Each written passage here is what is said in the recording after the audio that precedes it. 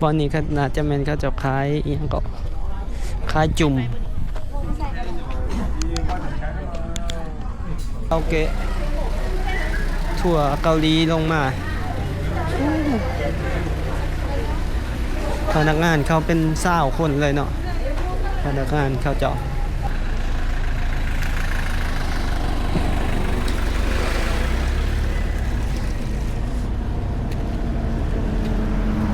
มีทางยางลงไป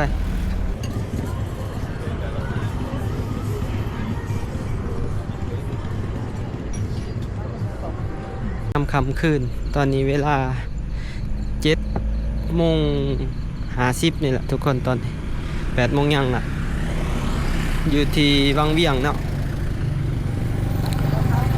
ตอนนี้เราก็อยู่แถวหลังโรงแรมข้างน้ำซ่องแถววัดทุกคนหลังสนามแดงเนาะหลังสนามแดงวังเวียงสนามบินเก่า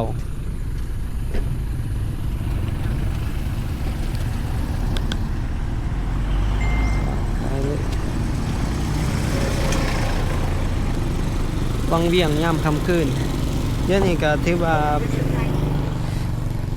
วังเวียงก็มีการปรับปรุงหลายๆอย่างเนาะบ่ว่าจะเป็นฟุตบาทแล้วก็หนทางถือว่าปูใหม่ค่อนข้างว่ามีความสวยงามแล้วก็คึกคืนกว่าเก่าสำหรับเมืองวังเวียงอยู่นี่ก็มีทั้งบิ๊กซีมีเซเว่นมีโรงแรมเป็นเมืองแห่งการท่องเที่ยวเลย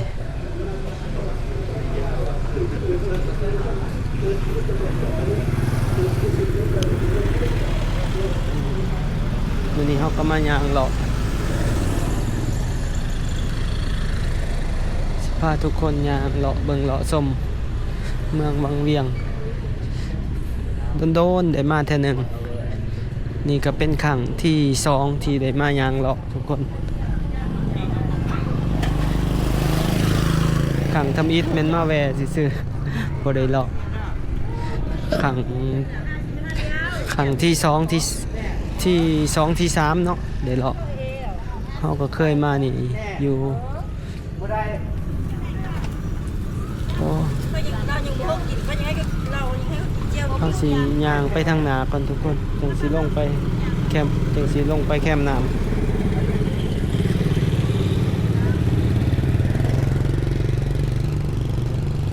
เลาะเบิ่งเมืองก่อนเลาะเบิ่งบอนมีไฟหุงๆนี่ก่อน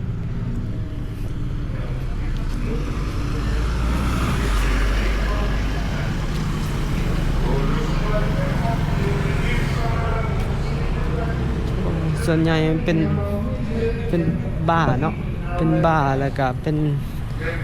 อาหารฝรั่งญี่ปุ่นเกาหลีอยู่นี่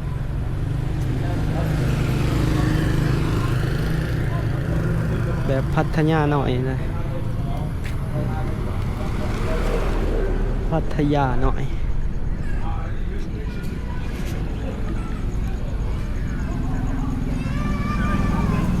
ยางเลาะแถวนี้ก่อนโซนซ้ายทางนี่แล้วจังสิพาลงไปทางโซนแคมป์น้ำซองบ่อนี้เป็นหาดนงอัดต่อหาดนงอัดคาราโอเกะถั่วเกาหลีลงมาพนักงานเขาเป็น20คนเลยเนาะพนักงานเขาเจาะโอ้หลายนี่พนักงานเขาเจาะโอ้คนเกาหลีมาเขาเจาะก็ลงมาเขาใส่บริการนวดแต่ว่าบ่ฮู้ว่าจะเป็นเจ้าของคนลาวหรือบ่แต่หาดนี่ก็เป็นหาดคนลาวมีฝรั่งนำเขาไปใส่บริการ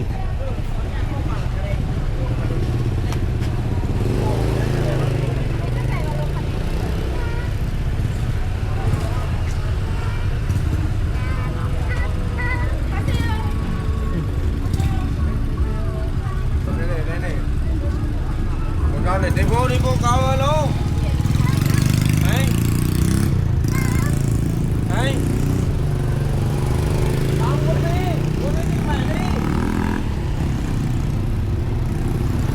ตัวนี้เป็นห่านเสือ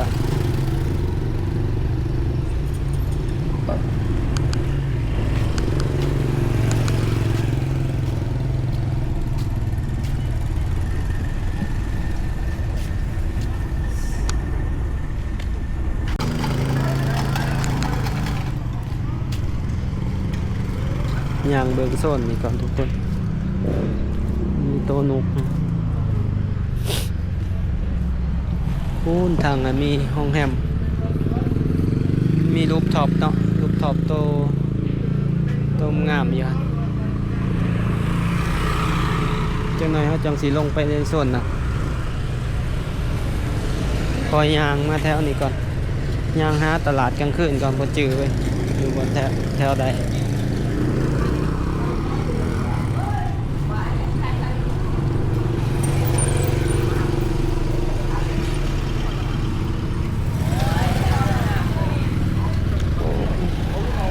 แขกเกาหลีนี่เขานั่งเป็นรถอันนี้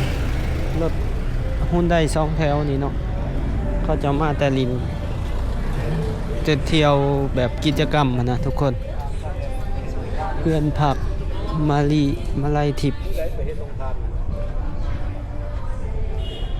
โอ้มาเบิ่งบอลนี่ก็ตลาดกลางคืนวังเวียงเป็นจังได๋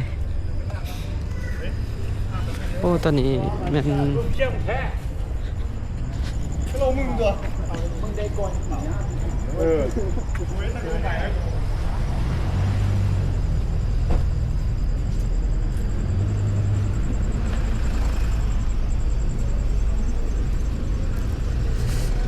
มาเบิ่งตลาดกลางคืนวังเวียงกัน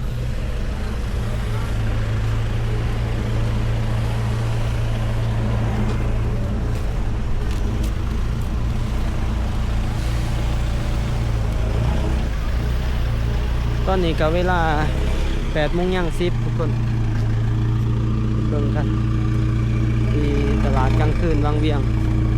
เป็นจังได๋ผมเคยย่างเลาะจักเทื่อเลยนี่เดี๋ยวเบิ่งโซนเขาเจ้าขายของกินเบิ่งก่อน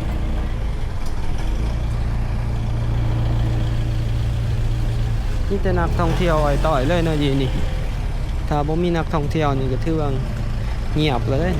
เมืองนี่ตลาดกลางคืนวังเวียงยินดีตอนหับสู่ตลาดกลางคืนวังเวียง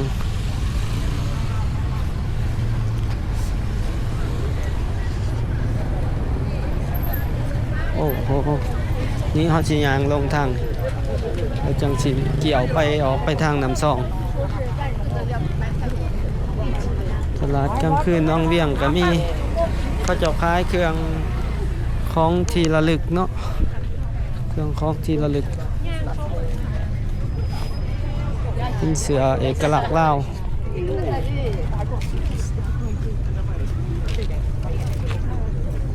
เสือบอลลูนวังเวียงเกิบบอลนี่โอ้เงาเติบได้บอลคลายเครื่อง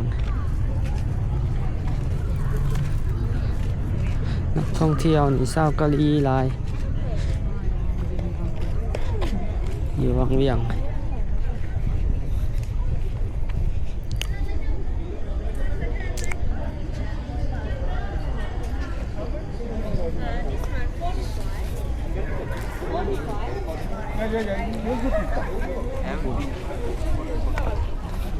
ของที่ระลึก45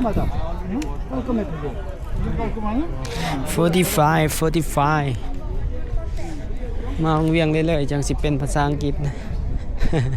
ตอนนี้ก็น่าจะแม่นเขาจะขายอีหยังก็ขายจุ่ม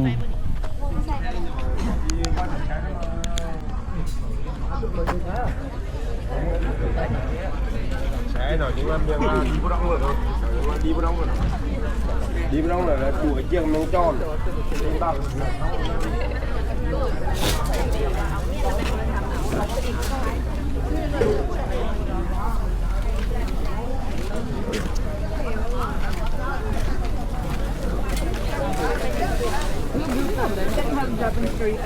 คือคืนดิมีแต่นักท่องเที่ยว นี่เนาะป้ายที่เขาจะโฆษณานี่เป็นป้ายทริปท่องเที่ยวต่างๆที่เก็ตรถเนียงโอ้เป็นทิเก็ตรถเนาะทิเก็ตของรถทัวร์ต่างๆแล้วก็ค่ารถไปแหล่งท่องเที่ยวต่างๆในวังเวียงแล้วก็กลับกรุงเทพกลับไปต่างประเทศเช่นว่าเวียดนามแล้วก็ละไทยเนาะประเทศใกล้เคียงคนหลาย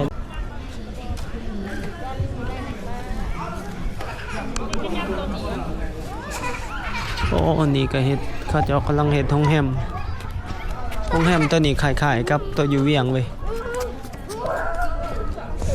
งามเด้บ่ใหญ่หลายแต่ว่าเฮ็ดรูปทรงแบบแน่นหนาแบบหรูหราแบบนี้คักนะ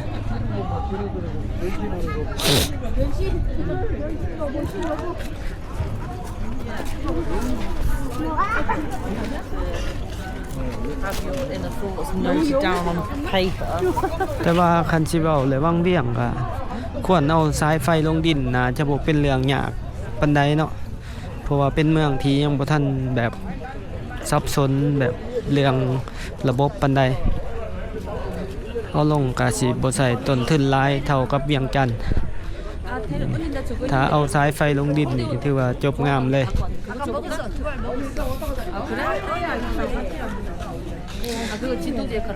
เป็นเมืองตามหอมผู้เนาะวังเวียงกะคือว่ามีภูผาอ้อมหอบสองขางเลย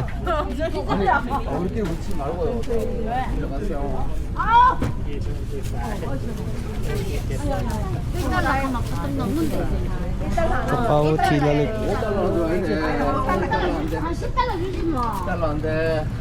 กระหานนวดแทนบูฮาน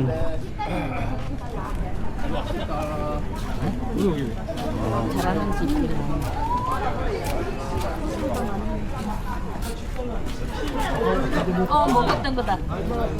망고니 망고. 생과일 주스.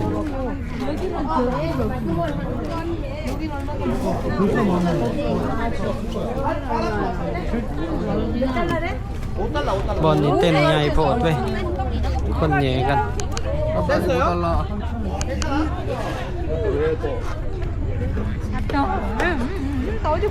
ขนมลาว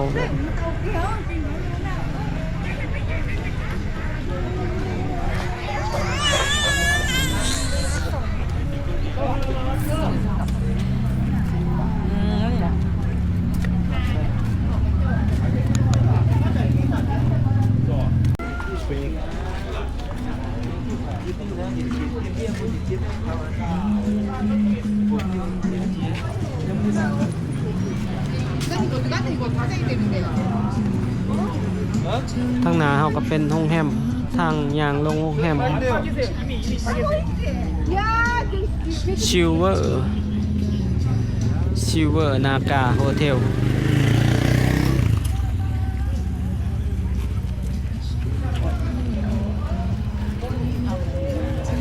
ทางนั้นคักเว้ยทางนั้นฟิวคือเวียงจันทน์เลยทางนั้น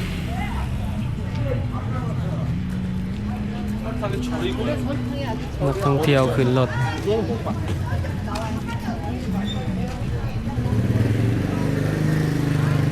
เดี๋ยวย่างไปทางกันกับย่างลงทางแคมป์นำโอ้รถนี่ใหญ่ดีขนาด JYD 3339รถเดินทางไกลครับขนาด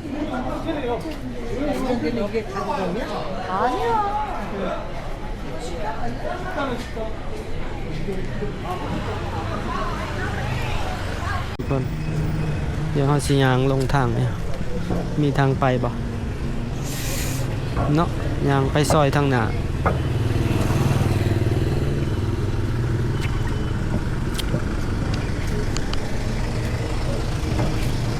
ตรงนี้เป็นหาดยังวะเพราะว่าเป็นมินิมาร์ท โอนหับฝากทอน ตัวนี้เป็นหานหนวดอีก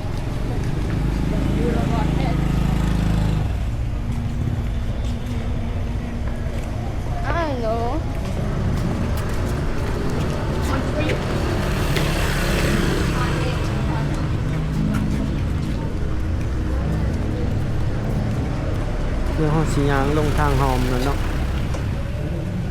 หอมอมฤตบ่มีเนาะหอมบอลนะเดี๋ยวลงไปทางบอลนี้มีแบตเตอรี่ของรถไฟฟ้านำแบบถอดสากแบบถอดเปลี่ยนเลย มีบอลสากรถพร้อม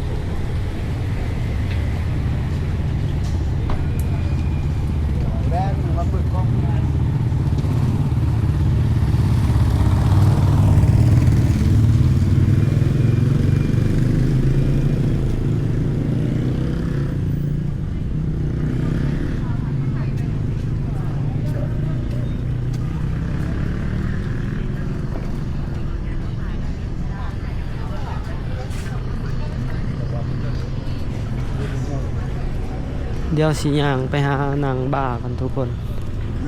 ไปหานางบ้าบอล บนนางบ้าแบบจับ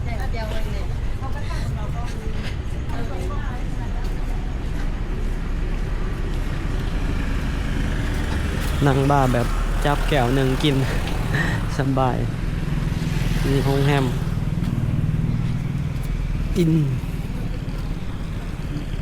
อินชัยล่าป่ะอินชิลาวังเวียงโอ้เดี๋ยวไปขึ้นบอลนี่ซิมีบอลอันนี้ป่ะ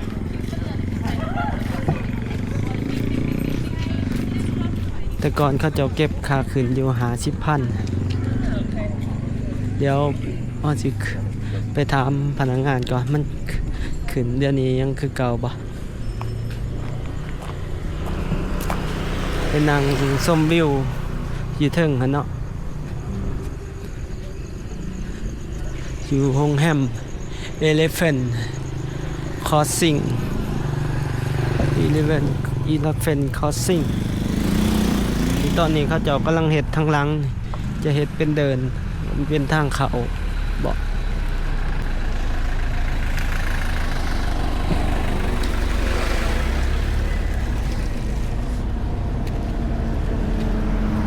มีทางยางลงไปขึ้นไปสั่งเบียร์จะแก้วนึงนั่งชมวิว10 บาทผู้ใดที่อยากมากับมาได้นี่ขึ้นชมวิวงามสุดอยู่โรงแรมนี่ตึก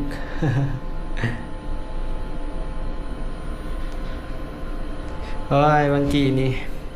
เขาไปเคาน์เตอร์ทั้งหน้าแล้วลืมบันทึกทุกคนขอโทษขออภัยเนาะ สำหรับผู้ใดที่อยากขึ้นมาอันรูปท็อปนี่แต่ขึ้นไปรูปท็อปนะเดี๋ยวขอบใจโอ้ชมวิววงเวียง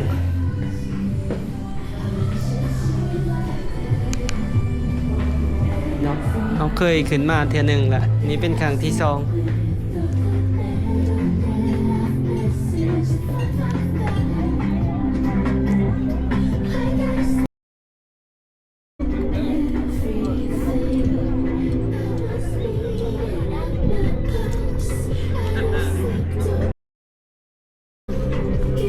ไปเบิ่งตัวเทิงมีบอลนางบ่มีส้มวิวบอลนี่ก่อนนางวังเวียง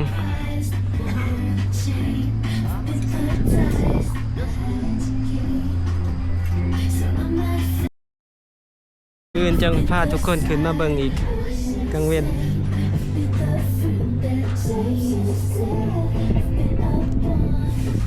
มีแต่ตึกหลายกว่าแถวแคมป์คลองเวียงจันทน์อีกเด้แถวนี่วังเวียงนี่ เป็นเมืองตามหอมผู้ถ้าอัดฝากนั่นก็ถือว่าน้ำท่วม วังเวียงเดี๋ยวย่างขึ้นไปลูกท็อปทางสันถึงมันมีบอนอังบ่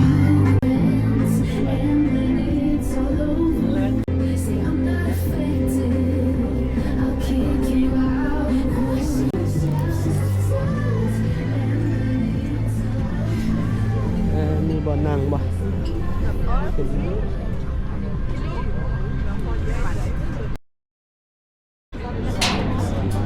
โอ้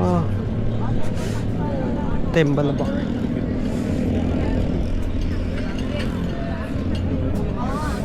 เนาะ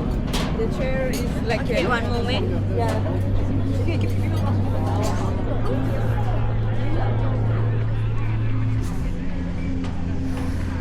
เนาะทุกคนวิววังเวียงคำคืน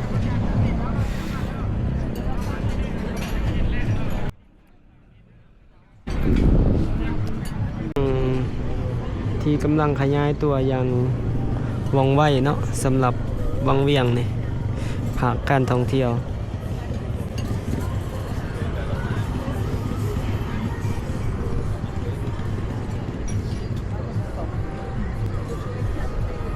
ตึกหลายมื้ออื่นแห่งชีวิวงามมื้ออื่นมีคอนเสิร์ตคนมาหลาย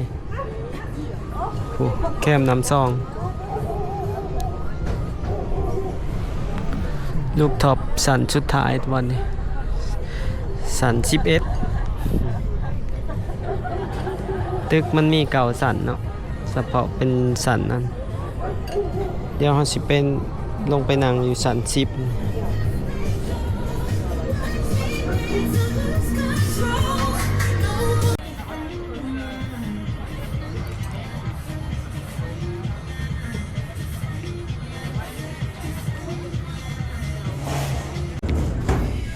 วิวรูปท็อปวังเวียงวิวรูปท็อปวังเวียงอยู่โรงแรม Elephant Crossing วิววังเวียงเนาะกลางคืนผู้ใดมาวังเวียงก็มาขึ้นมานั่งได้อยู่นี่แต่ก่อนเพิ่นเก็บค่าขึ้นเดี๋ยวนี้ฟรีเนาะเดี๋ยวนี้ขึ้นมาสั่งเบียร์ 2-3 แก้วนั่งกินอยู่เทิงนี่ค่ะวิวดีนี่อยู่เทิงนี่เบิ่งน้ำซองมุมนี้ถือว่าเป็นมุมที่สูงที่สุดละของวังเวียงนะ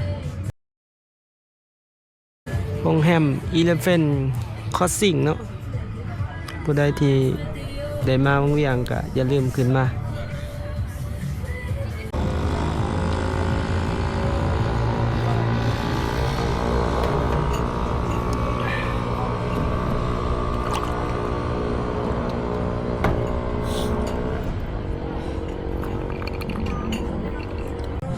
สิเมื่อหองก่อนทุกคนบัดนี้เบียร์ป้องหนึ่งกับโบเบิร์ต สั่งเบียร์มา2 ป้องละ50,000เนาะอยู่เทิงนี่กลับก่อนบัดนี้กลับไปพักผ่อนอยู่ห้องมื้ออื่นมีคอนเสิร์ตเด้อทุกคนถ่ายทุกคนได้เบิ่งก็มาวังเวียงเนาะในช่วงนี้ก็ถือว่าในช่วงที่เฮาวางโดนละบ่มีเวลาว่างปานใดช่วงนี้ว่างก็มาพาทุกคนได้เบิ่งได้ชมวังเวียงได้เห็นอีกมุมหนึ่งอยู่แต่เวียงจันทน์หลายกับอันนั้น ย่านหลายๆคนเบื่อรูปท็อปนี่ก็ถือว่ามวนวิวดีผู้ใดที่อยากมาก็มาได้พบกันคลิปหน้าเด้อทุกคนสำหรับคลิปนี้ก็สิมีอยู่ประมาณนี้